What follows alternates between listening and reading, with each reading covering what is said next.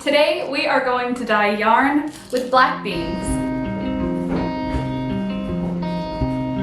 So I've been wanting to redo this experiment for a while now.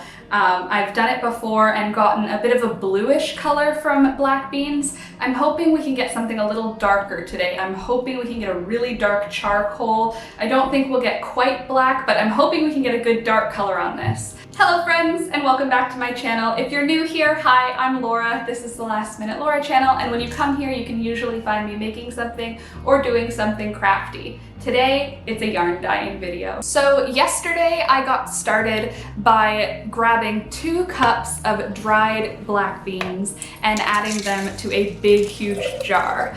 I covered the beans with water and then I put them to sit overnight in a sunny window. So they've been sitting now for about 24 hours and the jar is full of dark liquid. So here we are the next day. The black beans, I've transferred them into a different jar because somehow the jar I was using had a crack in it and I lost a little bit of liquid, but here is what the black bean water looks like now. It's kind of got a bluish hue to it. Can you see it's kind of bluish purple? So now what we're going to do with this is we're going to put it into a pot on the stove and we're going to heat it on a low. I don't want to even come near a simmer because that will change the color to brown and it will make the color less punchy. So we don't want to damage the pigment at all, so we're not going to boil it. We're just going to get it on a low heat and heat it up for 1 hour. So let's start with that. Actually, before we jump into dyeing the yarn, I'm going to go over what you'll need for this style of natural dye. So you're gonna need some utensils. For me, that means a couple of wooden spoons, some tongs, a measuring cup, and something to handle hot tools with. So I'm using this cute trivet that somebody made for me and sent. Thank you. You'll also need some wool yarn. I have this pre-scoured wool that I scoured like a long time ago, so now it needs mordanting, and for this I'm going to be doing an iron mordant. And this is an iron mordant. So this is basically a 2 parts water, 1 part vinegar mix with a whole bunch of rusty items like rusty screws or bolts or nuts, things like that. I sat it in there for a month or so and then I took out the rusted items. The rust was no longer on the items. The rest was here suspended in the vinegar water solution. So this is going to be what we mordant the wool with. The metal salt that's in here basically acts as a binder. So whatever color we make with the beans, this is going to connect that color to the wool. It acts as a binding agent. And if you're new to natural dye, iron mordant has an amazing trait about it that it changes the color of your yarn. So for example, if you were to dye your yarn yellow with onion skins and then add an iron mordant, your yellow would darken and sadden and sort of mute down into an army green. I'm hoping that if we do the same thing with the black beans, which are kind of a blue, we might be able to get closer to a charcoal, almost a black. So I'm hoping that this is going to modify the color the way that I want it to, but either way, it is going to bind the yarn to the pigment we create. So for this, you will need iron mordant. By the way, if you don't know how to make iron mordant and that was too quick for you, I have a whole video on it. I'll link it up here so that you can check it out and make your own. Of course, you're going to need black beans. These are black turtle beans from the store. I bought a $2 bag and I put it into some mason jars for storage. And we used 2 cups for the dye bath that we've made so far.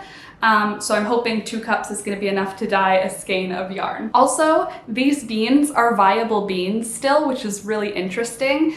So when I said earlier that I added some to water, I'll show you what I did with them this morning.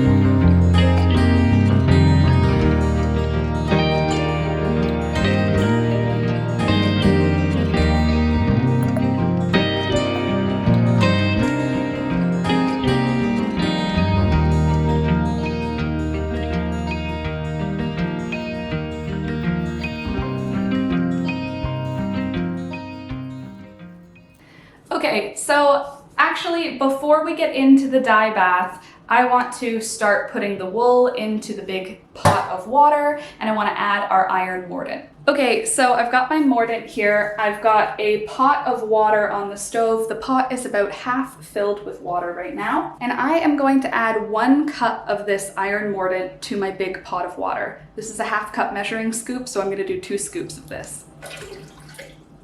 Look at how murky that is. Ooh, don't drink this stuff. This is not okay to drink.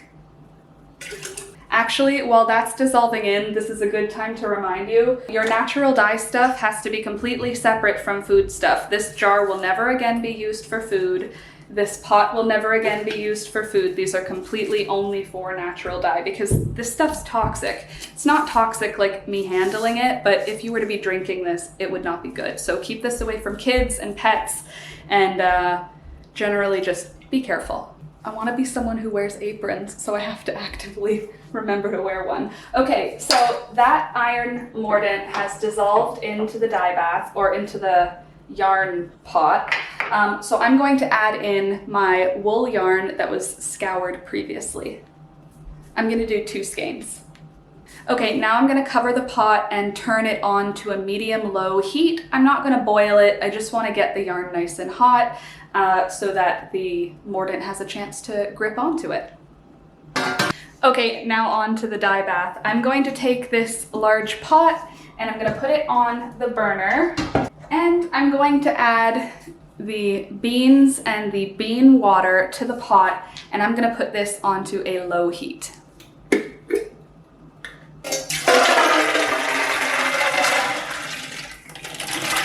And check out the difference between these soaked beans and the dry beans. The soaked beans are like so much bigger. Isn't that cool? All right, so now I'm just going to leave this here, like I said, on a low heat.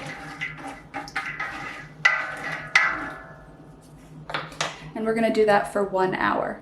So I'll see you in an hour. Okay, so we're about halfway through that first hour, and I've decided I'm going to add some acorns to the dye bath. So you heard me talk before about how the iron mordant can modify the color. Well, acorns contain a different color modifier. They are high in tannins. Tannins can act as a binder as well, a mordant, but they can also modify the color of the dye bath. So I am going to add them to my dye bath, and hopefully they are going to coax out some brown dye from the acorns themselves, and then we'll get the benefits of the tannin, that it will act as a strong binder when mixed with the iron mordant. So, oops.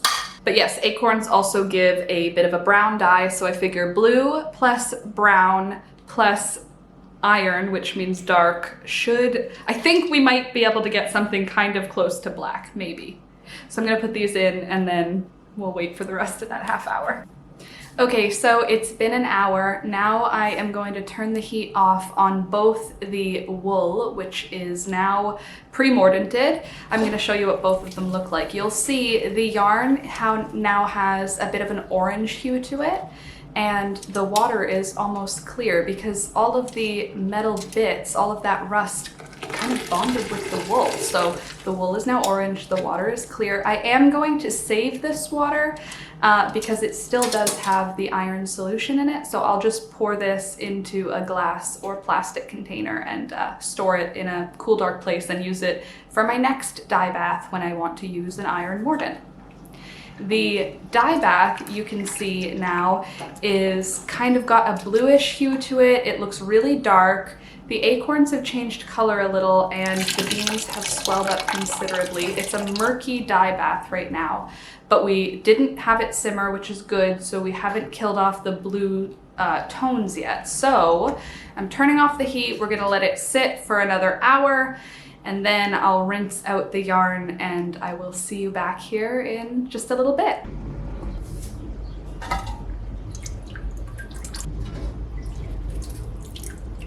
Okay, so it's been a couple of hours now. The yarn has cooled down to a point where I can handle it, and the beans, the dye has cooled down and I've just turned the heat back on.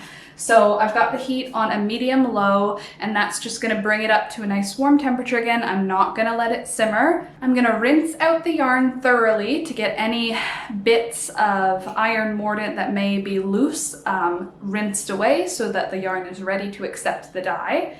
And we're gonna just put that aside.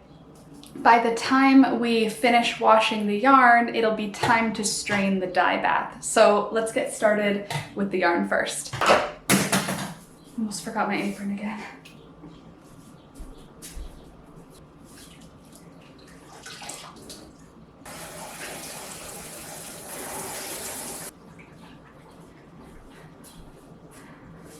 Now you can see after I rinsed the yarn, it's got an orange sort of hue to it. It was creamy pale before, and now it's kind of orange. That's the iron. Okay, so if you had more time, I would say leave your dye bath another hour and then turn it off and leave it overnight. But I want to dye the yarn today so that I can show it to you tomorrow, because I want to do it in a 2-day period. So I'm going to now filter my dye bath, and I'm going to filter it through some cheesecloth. This has been used lots of times, so I'm just going to put this into a strainer and then pour the dye through the strainer into the silver pot. So come, let's do it.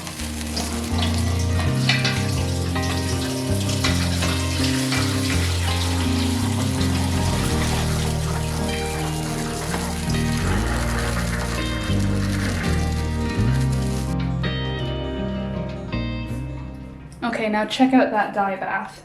It's pretty dark. Maybe it's looking a little brown. I hope it will still dye my yarn though. So just because of the quantity of the dye bath and the darkness of it, I think I'm just gonna put 1 skein of yarn in, and we'll dye the other one with something next week.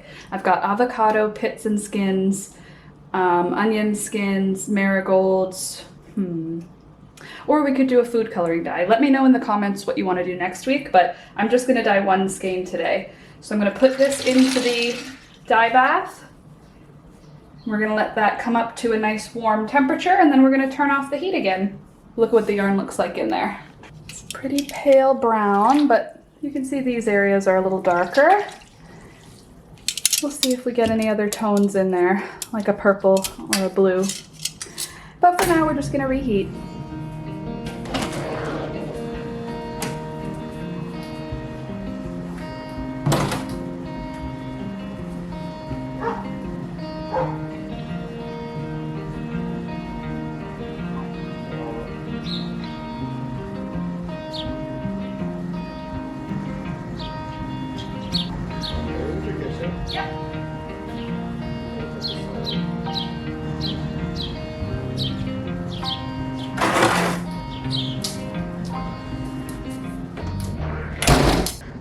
It is hot in here. Sorry about the audio change. The AC is on, and it has been an hour now. I am going to turn off the stove and leave the yarn in that dye bath overnight.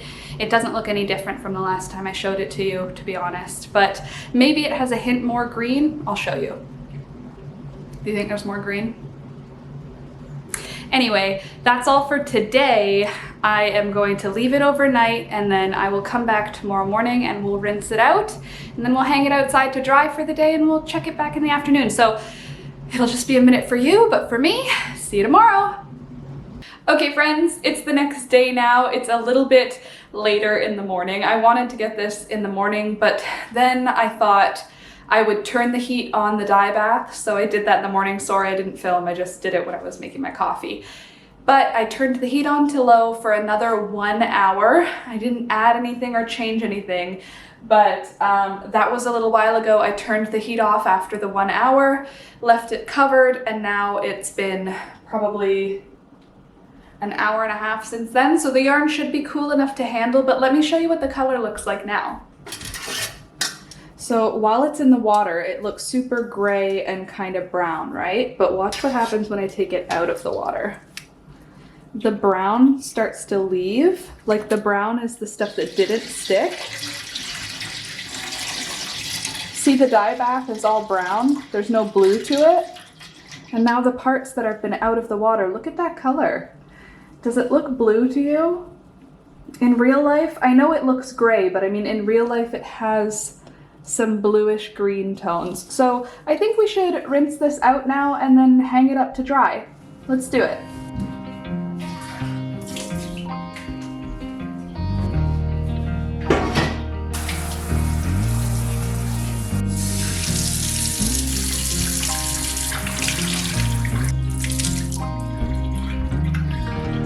Please tell me that blue is showing up.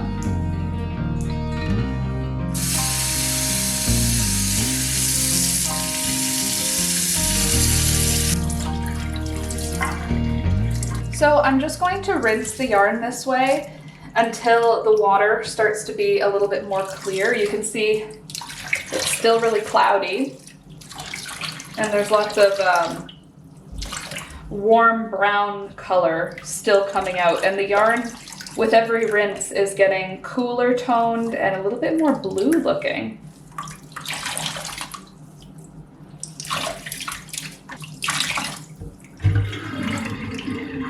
Okay, I'm gonna let it sit in here for 15 minutes.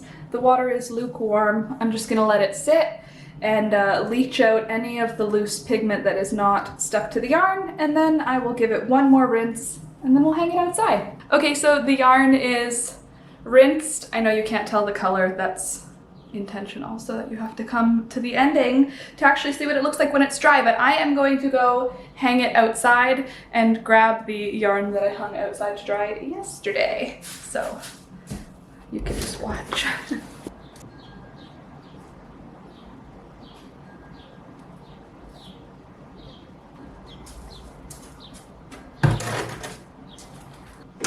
All right, I'm gonna let that dry for the afternoon, and then I will see you tomorrow morning with the final look.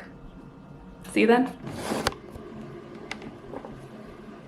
Okay friends, it's the next day now. The yarn has had a chance to dry, and before I show you the final look, I just want to remind you where we started.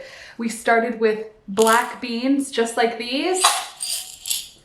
And then we started with white wool like this. It was a washed white Briggs and Little wool in washed white. You can see it's still a little creamy. It's not quite a stark white. Here's like a white paper towel, or I think this is probably a better color visual. There's my white chicken. You can see it's kind of got a creamy color. So I'll hold this up as comparison. And then once we did the mordanting, it oranged it out a little bit. You can see it's got an orange hue to it from the rust. Are you ready for the final look? Ta-da! Look at how cool this came out. I've dyed yarn before, or I've dyed fabric before with black beans, but I just don't remember it having such rich color to it. Can you see these rich colors? Let me try and bring it in with something white so that I can color correct accurately. It's like a blue-green sort of sea foam. There's a little bit of brown in there, maybe even a little bit of a sort of a purplish vibe in there, but clear greens. Like, it's not even subtle. You wouldn't say this is gray, I don't think. Maybe it looks gray on camera, I'm not sure, but it does not look gray in person. You would definitely call this like a green, a sage green. I picked a few things from the garden so we could compare it to other colors so that you could actually see what I'm seeing, hopefully. I picked a whole bunch of blue flowers from the garden so that you could see it's not quite blue, but it's also not, it's not blue. You know what I'm saying? And then I got some leaves so that we could compare different types of greens. And it's not quite green either. Do I have a gray rock here? Maybe I can show you a gray. Here's a gray rock. See? It's not the same as that. It's way bluer, right? This looks brown compared to this. How about another gray rock? A different kind of gray rock. There's a different gray rock. So it's not quite gray. If I zoom you out here, you can see with this table full of vegetables, it's definitely got color to it that isn't just gray. Here's a lot of gray actually on the back of this placemat I made a few videos ago. It's grayish. So here's a gray, and look at this color compared to that. It is not the same. It might look the same on camera. I don't know how it looks yet. I'll have to see in the video when I'm editing it, but it is not at all the same. This definitely has some really beautiful colors in it. What do you think? Are you obsessed with this like I am? Because I'm obsessed with it. I kind of want to dye a sweater worth. Would that not make such a beautiful sweater? Like, are you kidding me? I love this. Anyway, friends, that's pretty much it for today. I'm really happy with how this turned out. I hope you liked it. If you did like the video, please remember to give the video a thumbs up. It really does help the channel. It helps me, and it only takes a second for you, and it's free. So definitely do that. And if you're new here, don't forget to subscribe also. And also, thank you, patrons. Shout out to all of my patrons this month who are helping support me and helping to pay bills, essentially. Thank you so much. I really appreciate you. If you'd like to support me and the channel, please subscribe, become a patron, and come back next week because I put out new tutorials every week. Thank you so much for watching, and I'll see you next time. Bye!